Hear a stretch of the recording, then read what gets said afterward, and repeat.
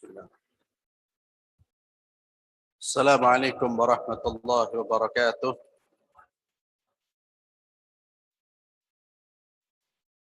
Innal hamdalillah nahmaduhu wa nasta'inuhu wa nastaghfiruh wa na'udzu billahi min shururi anfusina wa min sayyiati a'malina.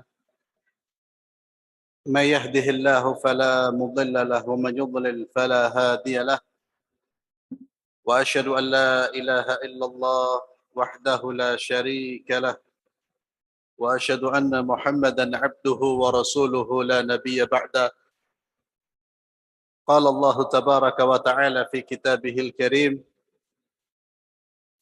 أعوذ بالله من الشيطان الرجيم يا أيها الذين آمنوا اتقوا الله حق تقاته ولا تموتن إلا وأنتم مسلمون يا أيها الناس اتقوا ربكم الذي خلقكم من نفس واحدة وخلق منها زوجها وبث منهما رجالا كثيرا والنساء واتقوا الله الذي تساءلون به والأرحام إن الله كان عليكم رقيبا يا أيها الذين آمنوا اتقوا الله وقولوا قولا سديدا يصلح لكم أعمالكم ويغفر لكم ذنوبكم ومن يطع الله ورسوله فقد فاز فوزا عظيما أما بعد. Para hadirin jamaah Masjid Al-Irsyad yang saya muliakan, dan juga para pemirsa yang menyaksikan kajian ini secara online, baik secara langsung maupun tidak langsung.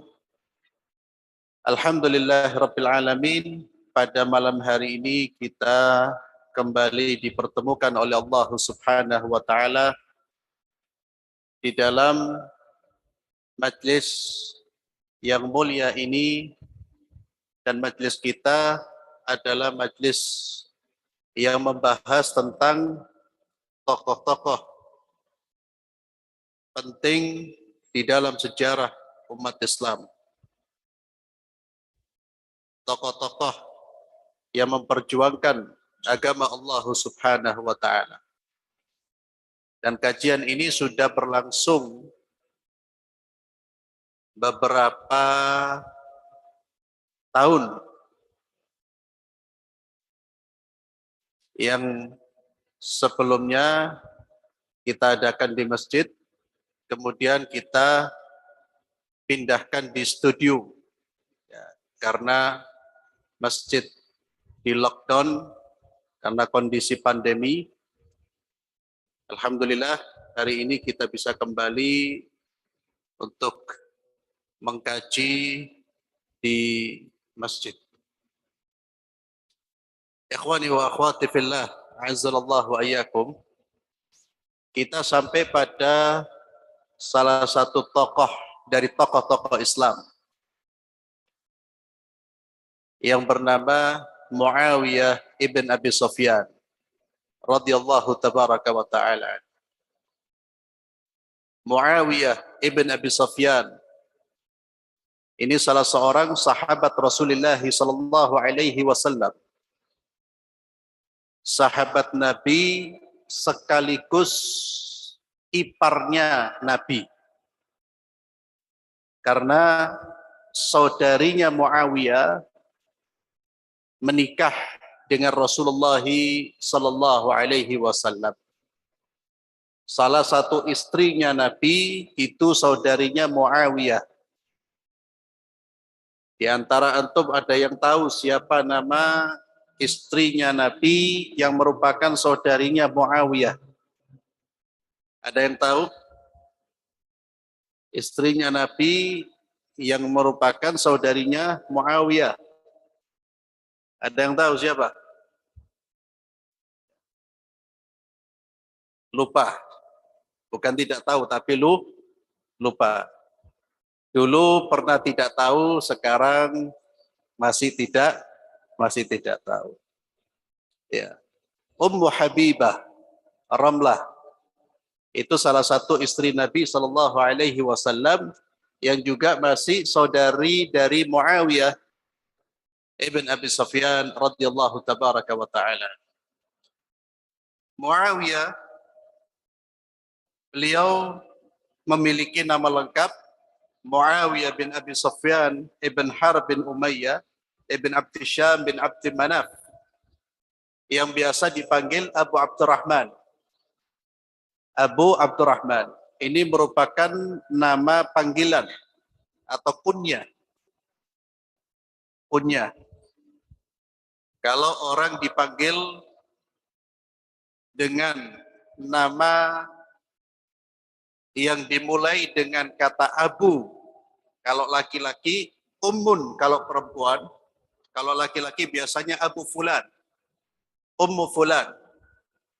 Itu nama panggilan yang sudah menjadi tradisi di dalam bangsa Arab dan juga dilestarikan di dalam ajaran Islam. Dan nama panggilan itu masih jauh lebih baik daripada nama-nama panggilan yang tidak Islami. Sering saya contohkan, ada orang namanya Abdullah, dipanggilnya Jack.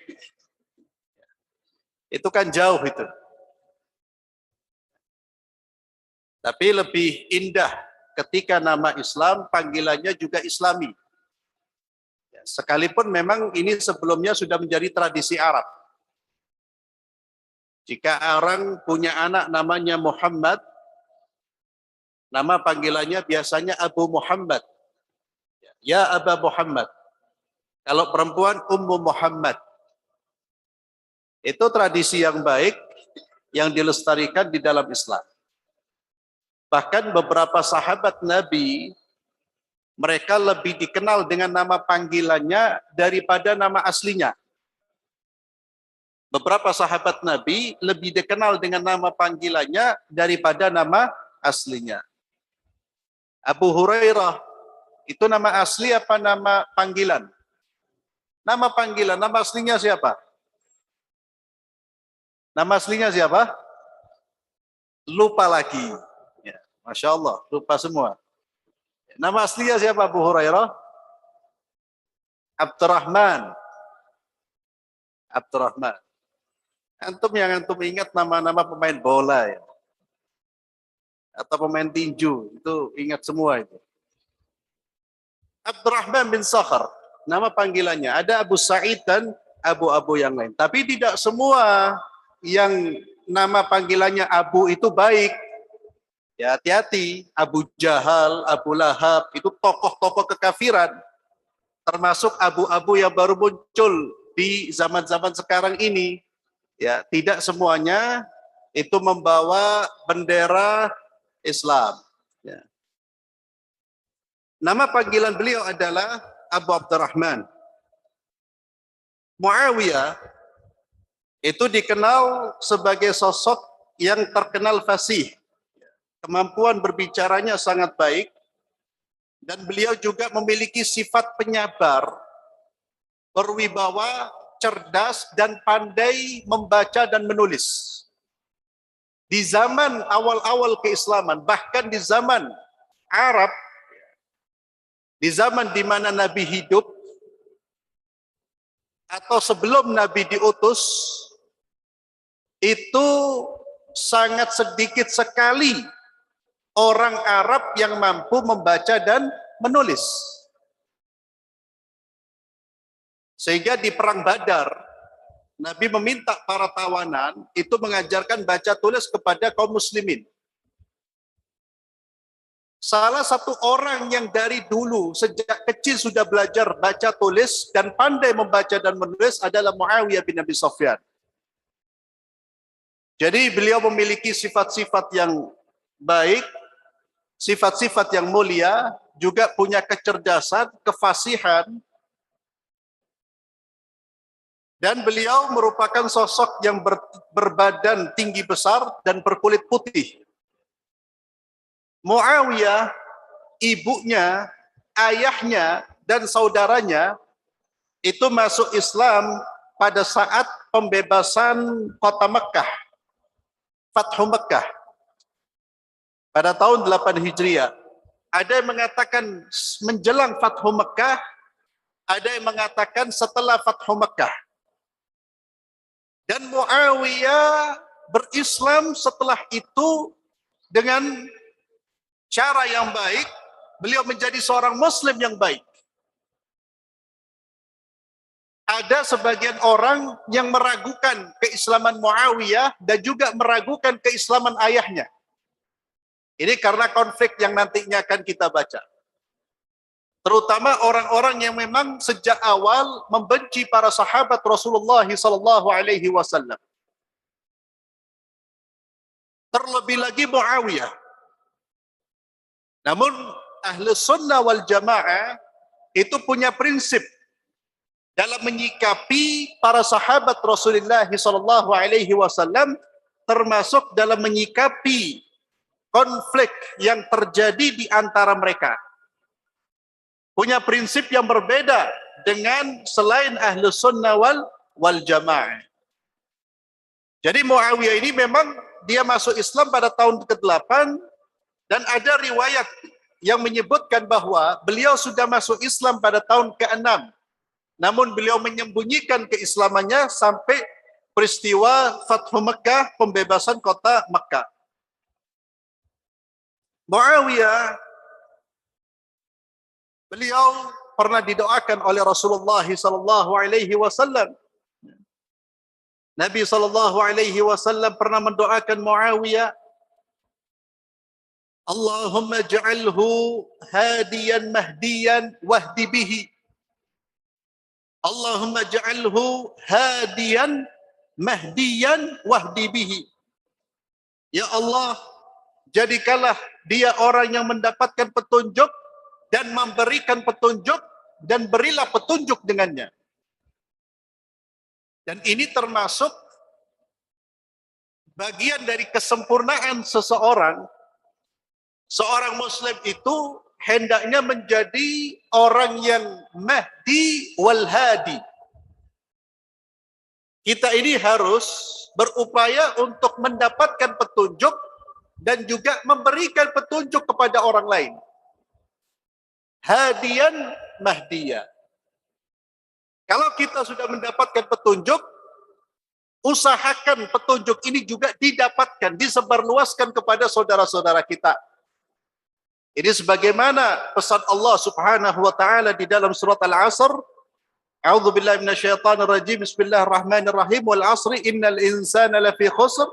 Seluruh manusia berada dalam kerugian illal ladzina amanu wa 'amilus shalihat.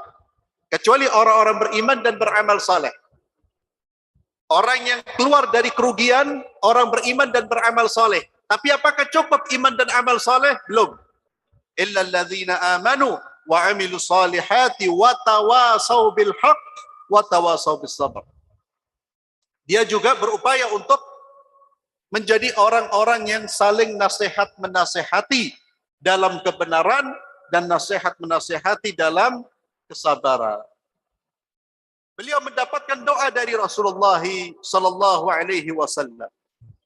Dan Muawiyah diangkat menjadi juri tulis Al-Quran. Ibaratnya sekretarisnya Rasulullah sallallahu alaihi wasallam. Beliau juga ketika masa jabatan Khalifah Abu Bakar, kekhalifahan Abu Bakar As-Siddiq, beliau diangkat menjadi seorang gubernur. Beliau ditugaskan dengan tugas-tugas pada masa kekhalifahan Umar bin Khattab radhiyallahu anhu. Beliau diberikan tugas sebagai seorang gubernur sampai pada masa kekhalifahan Utsman ibn Affan. Ini menunjukkan bahwa Muawiyah adalah sosok yang terpercaya. Sosok yang memang punya kredibilitas, kapabilitas. Dia punya kemampuan mengelola pemerintahan. Dia juga punya kemampuan untuk menjadi seorang pemimpin dan amanah dalam memegang kepemimpinan. Jadi sejak zamannya Nabi sampai zaman Khalifah Utsman bin Affan, beliau mendapatkan tugas-tugas. Beliau ditunjuk untuk menjabat tugas yang seharusnya diemban, menjadi juri tulis, menjabat sebagai gubernur, dan di masa kekhalifaan Abi Bakar radhiyallahu tabaraka wa ta'ala beliau pun juga berperang melawan orang-orang murtad. Dan ini membuktikan bahwa beliau adalah sosok yang memang betul-betul menjaga keislamannya dengan baik. Karena antum kalau membaca sejarah Muawiyah, kalau antum salah membaca buku, isinya nanti hujatan-hujatan. Karena ini sosok yang paling dibenci oleh orang-orang membenci para sahabat Nabi. Kenapa Muawiyah begitu dibenci dan keluarganya begitu dibenci? Karena Muawiyah pernah berkonflik dengan Sayyidina Ali bin Abi Thalib. Pernah berkonflik dengan Sayyidina Ali bin Abi Thalib radhiyallahu anhum ajma'in. Dalam bab seperti ini, dalam kasus seperti ini, konflik antara Muawiyah dan Ali bin Abi Thalib, kita harus menjaga lisan kita dari menghina dan mencela mereka. Naam, para ulama berkata, kebenaran insya Allah berada di pihak Ali. Namun Muawiyah berkonflik bukan karena dunia, karena ijtihad. Masing-masing punya ijtihad untuk menggapai kebenaran. Dan tentunya salah satu berada di pihak yang benar. Para ulama mengatakan Sayyidina pihak Ali insya Allah berada dalam kebenaran. Tapi mereka tidak kemudian merusak kehormatan Muawiyah. Karena Muawiyah adalah sahabat Rasulullah SAW. Berjihad bersama Nabi, berjihad bersama Abu Bakar, berjihad bersama Umar, berjihad bersama Uthman. Betul-betul menegakkan Islam dan membela Islam. Mereka hanya mengatakan Muawiyah dalam hal ini keliru. Kita juga tidak berlebihan. Semua perbuatannya kita benarkan tidak. Tidak boleh berlebihan. Yang menjadi keutamaannya kita akui keutamaannya. Kesalahannya kita akui itu sebuah kesalahan. Tapi tanpa mencaci maki, bahkan na'udzubillah mengkafirkan Muawiyah. Sebagaimana dilakukan oleh orang-orang Rafidah. Muawiyah bin Abi Sufyan radhiyallahu tabaraka wa ta'ala berijtihad. Karena di zaman pemerintahan, setelah pemerintahan Sayyidina Umar, Abu Bakar Umar, di zaman pemerintahan Uthman, terutama di akhir-akhir pemerintahannya, itu sudah mulai bergejolak. Terjadi banyak fitnah. Dan fitnah ini juga dimainkan oleh orang-orang Yahudi dan munafik. Mereka bermain. Mereka kemudian membuat kekacauan, membuat fitnah-fitnah, yang pada saat itu informasi itu tidak mudah cepat dikonfirmasi seperti di zaman sekarang. Sehingga desas-desus itu sangat sulit untuk diverifikasi. Kalau sekarang mudah. Jadi sejak dulu orang-orang munafikin yang membenci Islam, salah satu strategi mereka adalah mereka membuat fitnah di tengah-tengah kaum muslimin. Ini juga pelajaran penting buat kita semua. Jangan sampai terbawa ikut arus strategi mereka, cara-cara mereka yang kemudian membuat kita umat Islam berpecah-pecah, bahkan saling bermusuhan, bahkan saling membunuh. Ini yang harus kita jaga. Itu terjadi di masa lalu. Tapi ingat sekali lagi, Muawiyah berijtihad. Karena kasus terbunuhnya siapa? Terbunuhnya Sayyidina Uthman ibn Affan radhiyallahu tabaraka wa ta'ala. Terjadilah fitnah, konflik antara Sayyidina Ali dan Muawiyah, yang sampai meninggalnya Sayyidina Ali bin Abi Thalib radhiyallahu tabaraka wa ta'ala, kepemimpinan dipindahkan kepada putranya yang bernama siapa? Yang menjabat sebagai khalifah setelah Ali bin Abi Thalib, yang kemudian melakukan sulh, melakukan perdamaian dengan Muawiyah. Siapa nama anak Ali bin Abi Thalib yang pernah menjabat sebagai khalifah? Ayo, siapa? Nah, satunya lagi. Kalau bukan Husain siapa berarti? Hasan. Nah, antum lupa lagi nih. Ini apa gara-gara karena pandemi lupa semua? Hasan bin Ali. Hasan bin Ali menjabat sebagai khalifah, Muawiyah menjabat sebagai khalifah.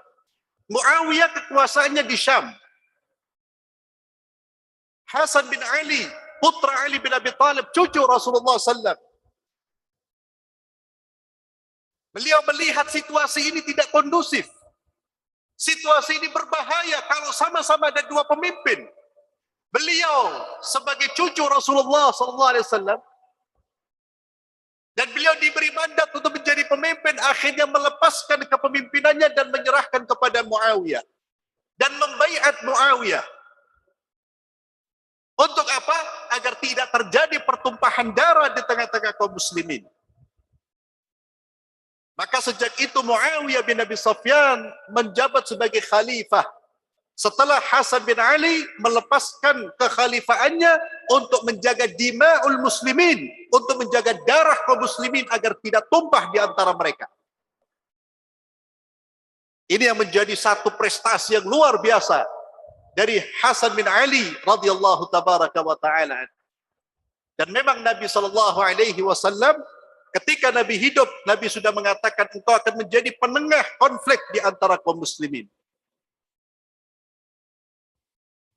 Satu sikap legowo yang luar biasa, Pak. Yang tidak dimiliki oleh orang-orang zaman sekarang. Kita gak peduli mau umat ini bertumpah darah, pecah, pokoknya saya harus jadi pemimpin. Saya harus berkuasa. Itu sikap yang jauh dari sikap-sikap kesatria para sahabat Nabi. Mereka layak tapi melihat kondisi umat. Dan itulah tokoh-tokoh yang memang betul-betul mencintai rakyat.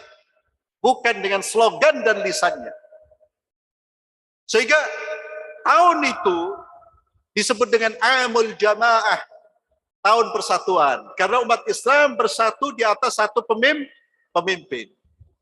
Sejak saat itu ma'asyiral muslimin, Muawiyah memimpin dan kondisi politik sosial ketika dipimpin oleh Muawiyah itu mengalami kemajuan. Kondisinya stabil. Karena beliau seorang yang cerdas. Orang yang memang punya jiwa kepemimpinan. Dan Muawiyah radhiyallahu tabaraka wa ta'ala beliau orang yang pertama kali berperang melalui lautan. Dan Nabi SAW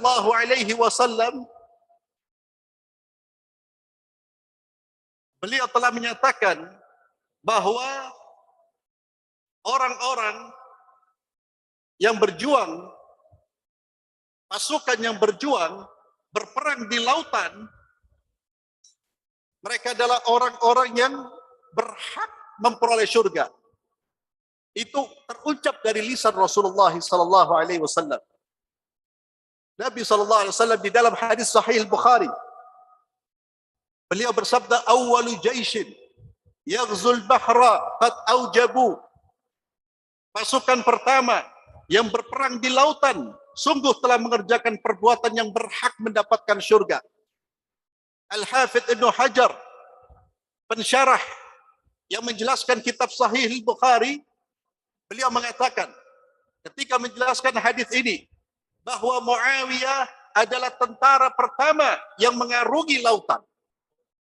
Tentara pertama yang mengarungi lautan, yang berjihad melalui lautan. Dan Nabi ketika masa hidupnya sudah memberitahukan, awalu jaishin, pertama-tama pasukan yang berperang melalui lautan, faqad aujabu, dan itu pasukan yang dipimpin oleh Muawiyah bin Abi Sufyan. Dan ini terjadi di masa kekhalifahan Utsman bin Affan radhiyallahu alaihim ajma'in. Ma'asyiral muslimin, a'azzallahu wa iyyakum. Abdullah bin Abbas, salah seorang ulama dari kalangan sahabat, ibnu ammi Rasulullah sallallahu alaihi wasallam, anak pamannya Rasulullah sallam, pernah memuji Muawiyah dengan pujian bahwasanya Muawiyah adalah faqih, orang yang faqih. Faqih itu mendalam ilmu agamanya. Dan Abdullah bin Abbas juga menyatakan bahwa Muawiyah adalah salah seorang sahabat Rasulullah sallallahu alaihi wasallam. Ketika ada salah seorang yang mengkritik Muawiyah, kata Abdullah bin Abbas, biarkan dia adalah salah seorang sahabat Rasulullah. Kenapa disebut sahabat Rasulullah? Sahabat Rasulullah mempunyai kedudukan yang tinggi, kedudukan yang terhormat. Sahabat-sahabat yang beriman kepada Nabi dan berjuang bersama Rasulullah sallallahu alaihi wasallam. Muawiyah terus melebarkan sayapnya.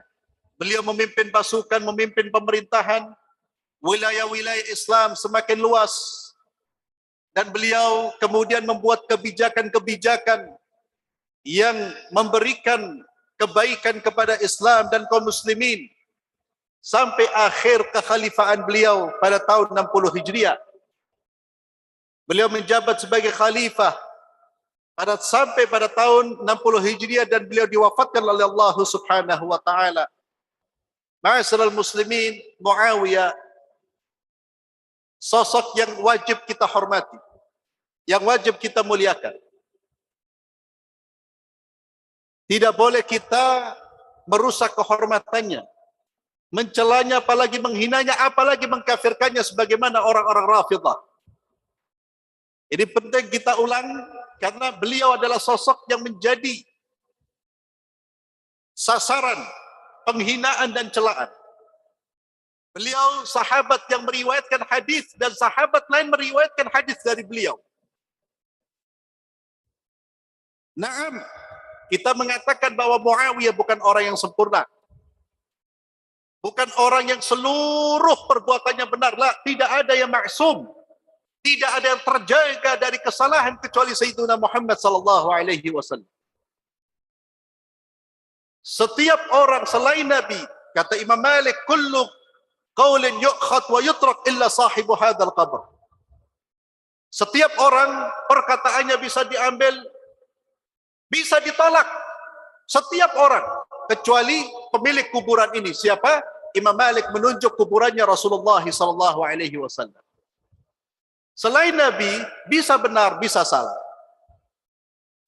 Namun sekali lagi, berhati-hati dalam membicarakan atau ketika kita mengkritik atau mengungkap kesalahan seorang sahabat. Jangan sampai merusak kehormatan mereka, mencederai kewibawaan mereka, bahkan mengeluarkan mereka dari barisan kaum muslimin, sebagaimana yang dilakukan oleh orang-orang Rafidhah dan orang-orang yang memang membenci para sahabat Rasulullah sallallahu alaihi wasallam. Kita harus berhati-hati karena Nabi sallallahu alaihi wasallam bersabda, la tasubbu ashabi, la tasubbu ashabi, fawalladhi nafsi biyadihi, law anna ahadakum anfaqa mithla uhudin dhahaban ma balagha mudda ahadihim wala nasifahu, kama qala sallallahu alaihi wasallam. Kata Nabi sallallahu alaihi wasallam, janganlah kalian mencelah salah seorang dari sahabatku. Janganlah kalian mencelah sahabatku. Demi Allah, infaknya salah seorang di antara kalian, infaknya salah seorang di antara kalian sebesar gunung emas tidak bisa menyamai infaknya sahabat Nabi. Sebesar 1 mud, bahkan separuh dari 1 mud. Kenapa demikian? Karena perjuangan mereka bersama Rasulullah. Islam kita rasakan sekarang ini tentu dengan izin Allah dan kemudian perjuangan para sahabat Rasulullah SAW. Kita bisa menikmati Islam di Indonesia karena perjuangan mereka. Maka sungguh aib bagi seseorang yang kemudian tidak melakukan apa-apa, namun justru mereka mencela dan mencaci maki para sahabat Rasulullah SAW yang hidup mereka demi Islam, yang hidup mereka untuk Islam, yang hidup mereka selalu berjuang di jalan Allah Subhanahu wa taala. Ini yang bisa kami sampaikan, mudah-mudahan bermanfaat. Akhirul kalam, kita akhiri dengan doa kafaratul majlis. Subhanakallahumma wa bihamdik, asyhadu an la ilaha illa anta astaghfiruka wa atubu ilaik. Assalamualaikum warahmatullahi wabarakatuh.